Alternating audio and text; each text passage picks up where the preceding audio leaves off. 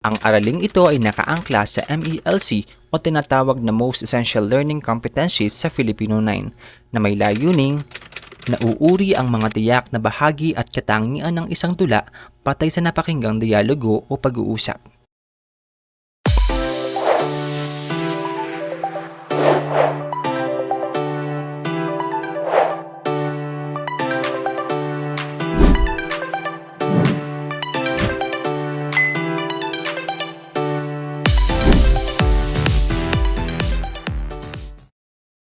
Isang mapagpalayang araw. Para sa ating panimula, tayo munang manalangin sa Poong may likha. Panginoong Diyos, pinupuri at lubos ka po naming pinasasalamatan sa araw na ito. Maraming salamat po sa mga biyayang patuloy niyong ipinagkakaloob sa bawat isa sa amin at lalo't higit sa aming mga pamilya. Panginoon aming Diyos, kami po'y sumasamo sa iyo na naway kami iyong gabayan sa aming talakayan. Puspusin mo ng karunungan ng isipan ng bawat isa at buksan ng isipan upang ang kaalaman na kanilang matutuhan ay kanilang magamit sa aming pamumuhay. Muli, Panginoon, ang iyong paggabay ang aming itinataas sa iyo. Hinihingi po namin ang lahat ng ito sa pangalan ni Jesus na aming dakilang tagapagligtas. Amen. Ngayon ay may kailangan tayong panoorin. Gagamitin natin ang sikat na app kung saan naroon ang mga bagong inaabangang panoorin at ito ay ang Netflix. Ngunit bago tayo magsimula sa ating binge watching, sa oras na ito ay may inihanda akong laro at ang larong ito ay tatawagin kong Ding! Make Me Stop. Para sa ating mechanics, may mga larawan na lilitaw sa screen at lilibot sa mga salitang nasa kahon. Tukuyin kung ano ang ipinahihiwatig sa bawat larawan. Isigaw ang salitang Darna kung ang larawan ay napatapat sa salitang nagpapahiwatig dito.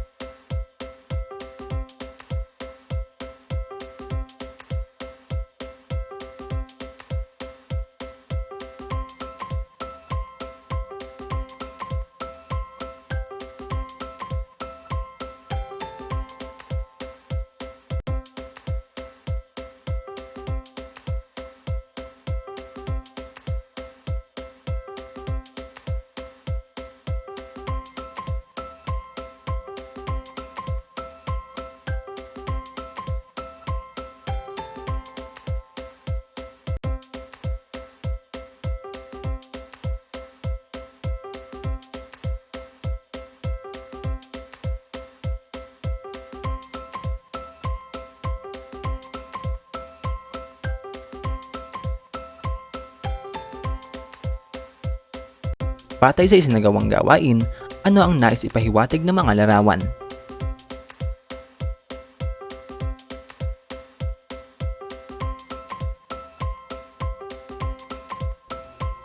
Mahusay ang iyong kasagutan.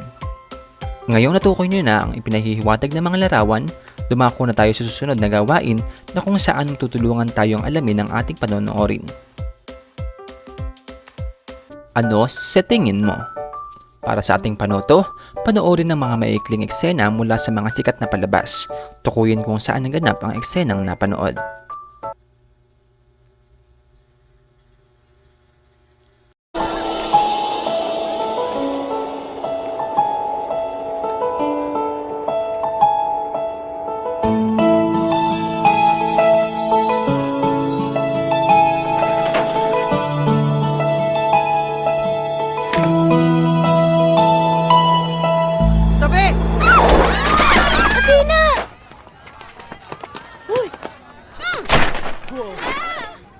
Gangster!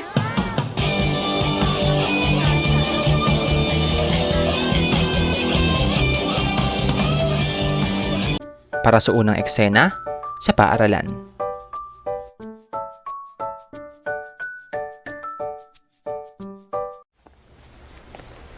Ma, pwede mag-basketball na lang po muna ako. Mark, birthday ng lolo mo. Mark, Basketball ba? Oh, dito na lang kayo maglaro. Ba't, nandiyan ba ba? Oh, hindi ko naman tinanggal yan eh. Kaya, ayan oh, natatabunan lang eh. Eh, ang tagal na walang naglalaro, ayan, kinakalawang. Okay lang, kinakalawang naman din na laro nila kuya eh. Uy, sino may sabi? Ha? Ako, hindi. Ewan ko sa iba dyan. Huwag niyo akong hahamunin. Huwag kayo padadala sa tiyan ko. Huwag game. Para sa ikalawang eksena, bahay ni Manuel Bonifacio sa tahan ng pamilya Bonifacio.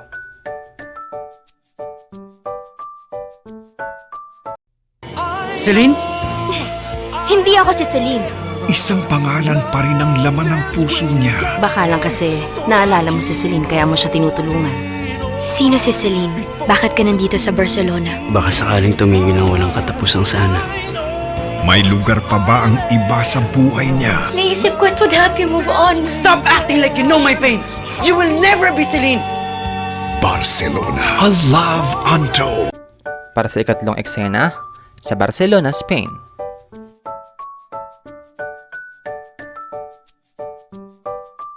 Para sa ikaapat na eksena, Tenement Binondo.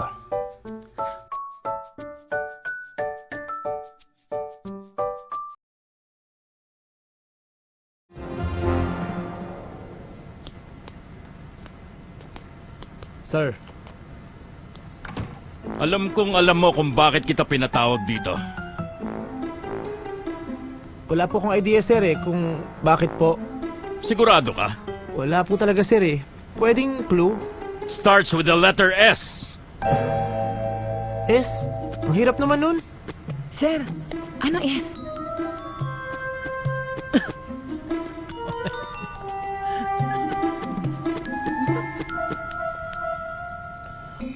Ano yun? Di mo pa rin makuha? O eto.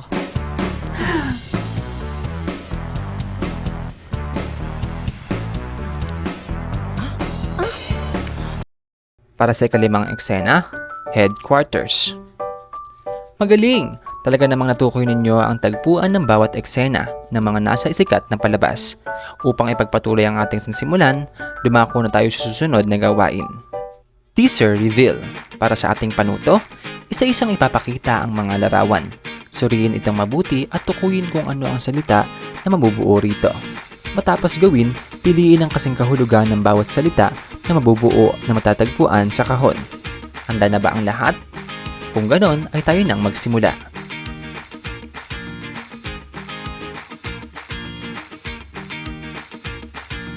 Masuyo. Magiliw.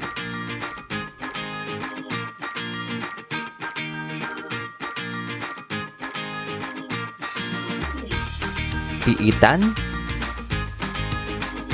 Kulungan.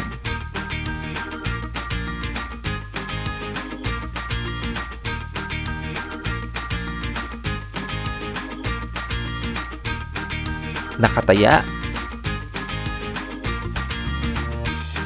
Nakasalalay.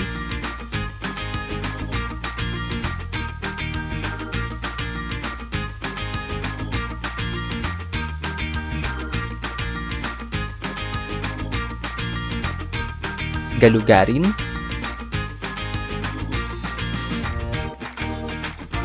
Libutin.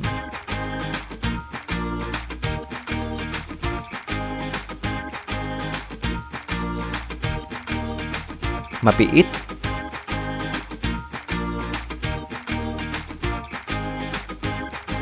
Makulong.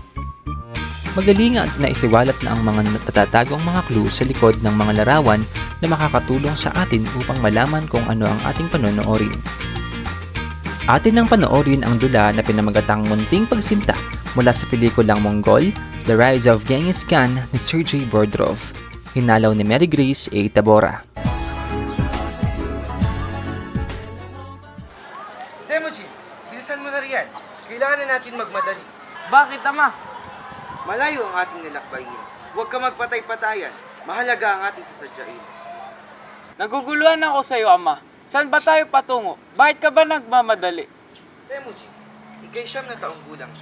Sa edad mong yan, kailangan mo nang pumili ng iyong mapapangasawa. Ano? Masyado pa akong bata riyan. Ang kasal ay para sa matatanda lamang. Abat ng batang to, hindi porket mamimili ka ng iyong mapapangasawa ay kakasamahin mo na siya habang buhay. Simpleng pamimili lang ng babae sa tribong men ang aking gagawin. Pangangako mo lang sa kanya na balang araw, pag kayo'y matanda na, papakasalan mo siya. Bakit ngayon? Bakit taga-merit pa? Bakit? Tama ng tanong. Sumunod ka na lang sa akin para sa'yo rin naman. Ayos. Eto na naman ako. Inaalala ang mga masasayang momento sa aking buhay. Pero, sa bagay, ayos na rin ito. Kaysa naman ako'y magmukmuk pa sa isang sulok dito sa karemare-mare na lugar na ito, kung saan punong-puno ng kawalan ng pag-asa. Salamat at dahil sa mga alaalang ito, ako ay nailigtas. Pag-asa! Anong may pag-asa, Ama? May pag-asa ng masira yung likod ko. Pahinga muna tayo. Sige, Ama. Maglilibot muna ako. O sige, mag-ingat ka. Bumalik ka dito.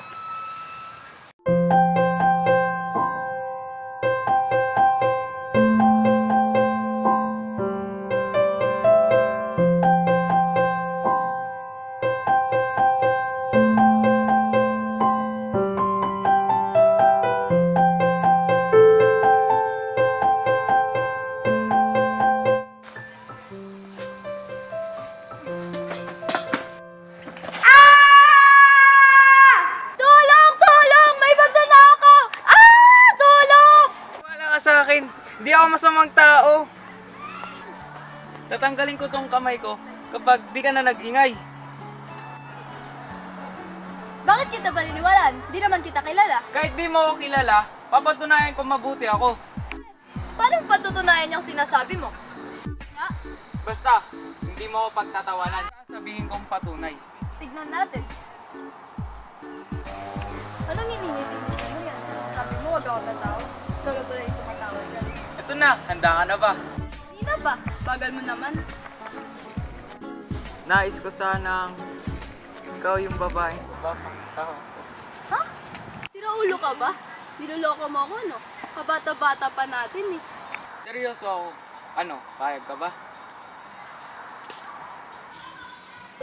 Ganon-ganon na lamang ba yun? Alam kong mahirap maniwalaan. Kaya mo ipaliwanag ko sa'yo. Kasama ko si Ama. Papunta kaming tribong merit upang makahanap ng mapapangasawa ko. Ngunit, ikaw ang napili kong mapapangasawa.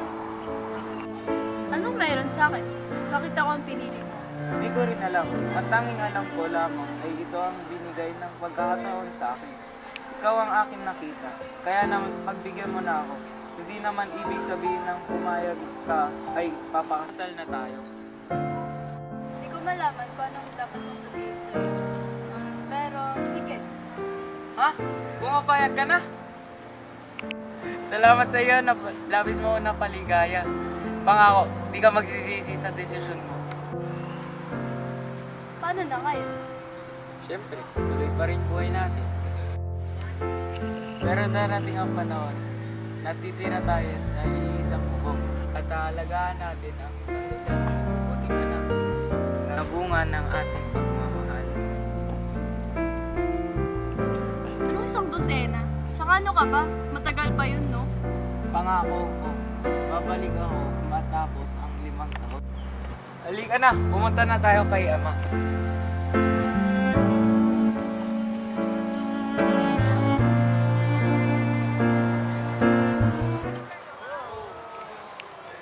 Oh, sino yan? Bakit? Siya po yung napili ko, Tay. Magandang hapon po. Kamusta po kayo? Paumanhin, Ama. Nagdesisyon ako ng walang paalam. Pero, siya po ang napili ko. Ngayon desidido ka na, sino ba naman ako para kumontra? Buhay mo ito. Suportahan na lang kita.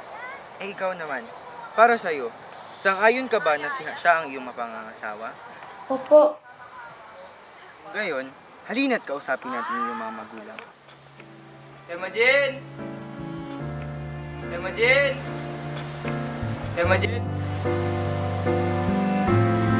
Malaya ka na. Sa wakas, matutupad ko na ang aking pangako. Mababalikan na rin kita doon. Hintayin mo ako rin, sinta ko.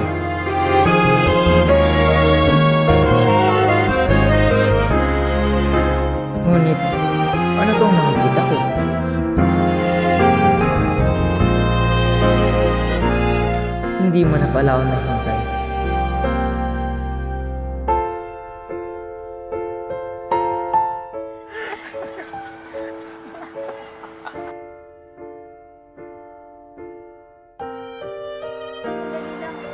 Ay, sige.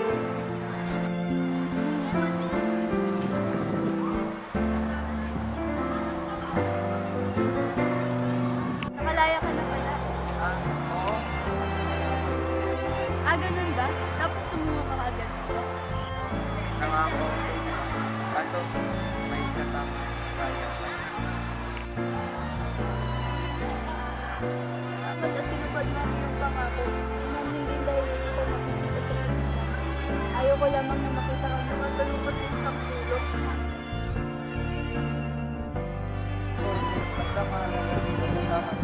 Tagal kong nakulitan sa'yo. Mahal. Mahal. Mahal na mahal din kita. Pakilala kita kay Kuya. Kuya? Oo. Ayun no. Ah! Oh, bakit? Wala. Tara, punta na natin kuya mo.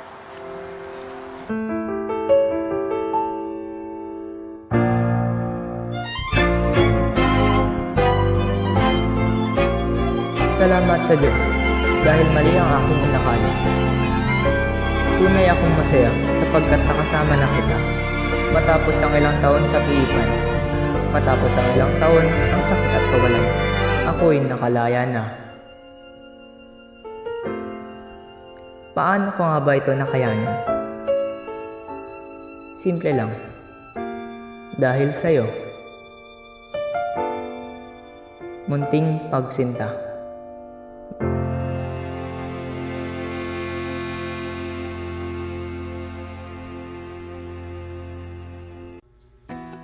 Bago tayo magpatuloy, alamin muna natin kung ano ang dula, mga bahagi at katangian nito. Dula.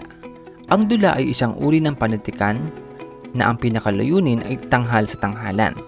Maunawaan at matututuhan ng isang manunuri ng panitikan ang ukol sa isang dula sa pamamagitan ng panonood. Mga bahagi. Yugto. Nahahati ang mga dula sa iba't ibang yugto depende sa haba nito. May mga dulang may iisang yugto na kung saan nagaganap ang dula sa isang lugar at pangyayari lamang. Eksena. Ang bumubuo sa isang yugto. Sa madaling sabi, ito ay isang pangyayari sa isang lugar sa isang panahon. Ito rin ay maituturing na paglabas-pasok ng sa tanghalan ng mga tauhang gumaganap sa dula. Tagpo. Ang pagpapalit o ang iba't ibang tagpuan na pinangyarihan ng mga pangyayari sa dula.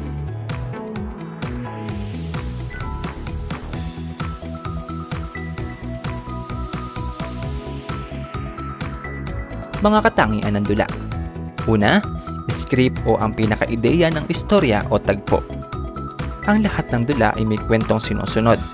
Dito malalaman ng mga aktor kung ano ang kanilang sasabihin o gagawin depende sa kung anong parte na ng kwento. Mga tauhan. Ang mga tauhan ay siyang nagbibigay ng buhay sa mga karakter sa isang dula. Sila ay nagpapalabas ng mga emosyon ng karakter na nakasulat sa papel. Wika. Mahalaga ang wika dahil ito ang nagiging plataporma kung saan ginagawa ang dula.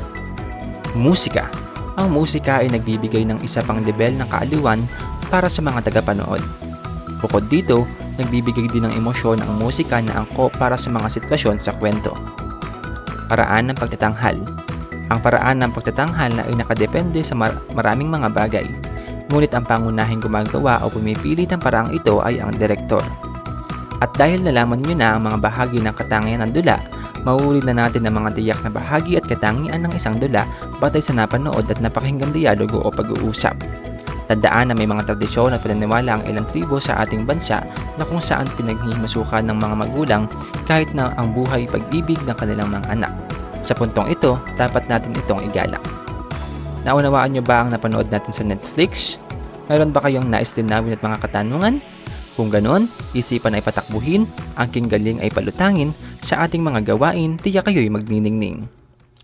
Audio ay pakinggan, ideya ay malalaman. Para sa ating panuto, pakinggang mabuti ang bawat audio at ibigay ang inyong sariling damdamin hinggil sa napakinggang mga dialogo mula sa pinanood ng dula at bigyan ito ng paliwanag.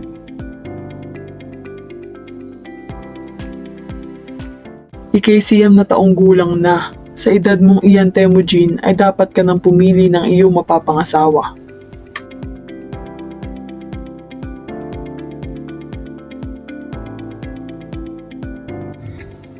Malaki ang atraso ko sa tribo, kaya't sa ganitong paraan, ako'y makababawi sa kanila.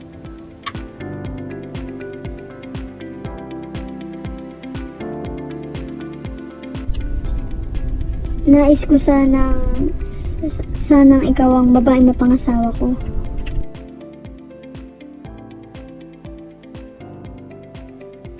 Mahusay, ang inyong mga ibinahagi ay malaki ang naitulong sa ating paksang tinatalakay. Dumako naman tayo sa pangkatang pag-uugnay. Kung ikaw ay nasa paaralan ngayon, maaaring bumuo ng pangkat kasama ang mga kaklase upang gawin ang susunod na gawain.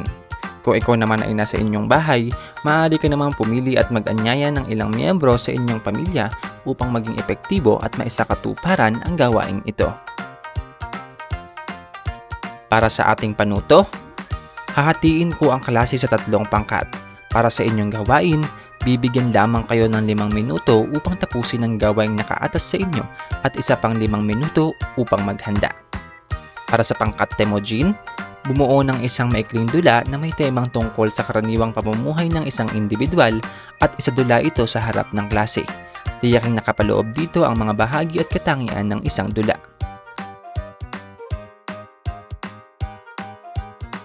Pangkat Porte, bumuo ng maikling dula na may temang tungkol sa maagang pag-aasawa at isadula ito sa harap ng klase. Tiyaking nakapaloob dito ang mga bahagi, elemento at katangian ng isang dula. Pangkat Yesujay, bumuo ng isang maikling dula na may temang tungkol sa pag-ibig at isadula ito sa harap ng klase. Tiyaking nakapaloob dito ang mga bahagi at katangian ng isang dula. Narito ang pamantayan sa pagmamarka.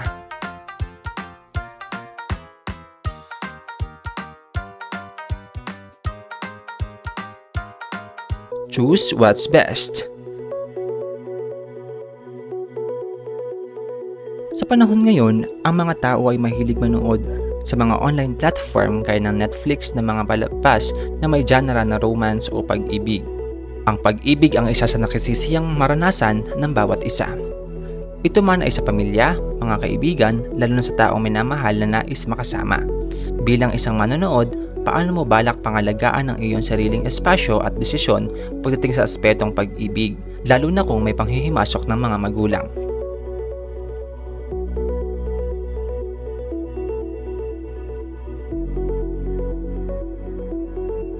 Journal ko, sulat ko. Sumulat ng isang journal na kung saan ito ay naglalaman ng 3 hanggang 5 talata ng inyong natutuhan sa sariling tinatalakay. Mayroon lamang kayong 10 minuto upang tapusin ang inyong journal. Gawing gabay ang katanungang ibibigay at ang pamantayan na nakalaan sa pagsulat. Batay sa ating naging talakayan, bilang isang individual, paano mo maipapakita ang pagpapahalaga na mauri at maunawaan ng mga bahagi at katangian ng isang dula? Para sa pamantayan ng pagmamarka,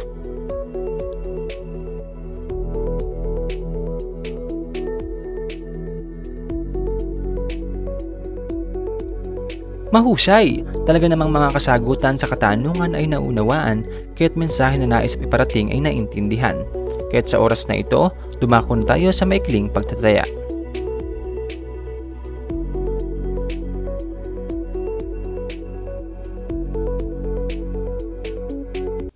Isang panibagong araw na naman makahinyo ang ating nalampasan.